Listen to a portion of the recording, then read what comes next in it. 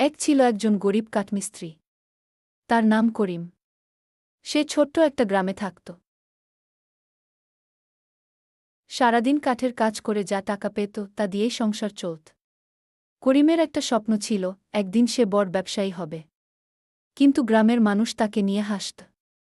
তারা বলত, তুই কোনোদিন বড় মানুষ হতে পারবি না। করিম কিছু বলত না। সে শুধু মন দিয়ে কাজ করত। একদিন শহর থেকে একজন ধনী লোক গ্রামে এলেন।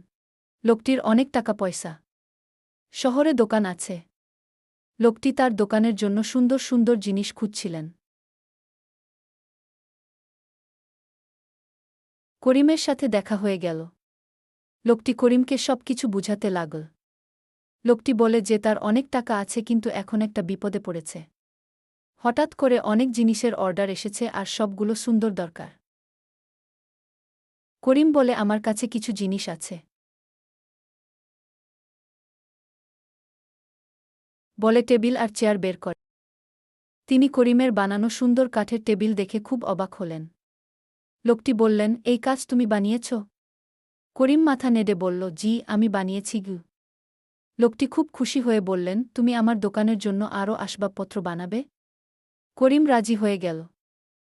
ধীরে ধীরে তার কাজ সবার কাছে জনপ্রিয় হয়ে উঠল। কয়েক বছরের মধ্যেই করিম শহরে বড় ফার্নিচারের দোকান খুলে ফেলল। যে মানুষগুলো একসময় তাকে নিয়ে হাসত, তারাই এখন বলত, পরিশ্রম করলে সত্যিই সফল হওয়া যায়। সে আর তার স্ত্রী সুন্দর একটা ঘরে সুখে শান্তিতে বসবাস করতে লাগল। সে জানত, স্বপ্ন আর পরিশ্রম মানুষকে একদিন বড় জায়গায় পৌঁছে দেয়। Please subscribe to my channel.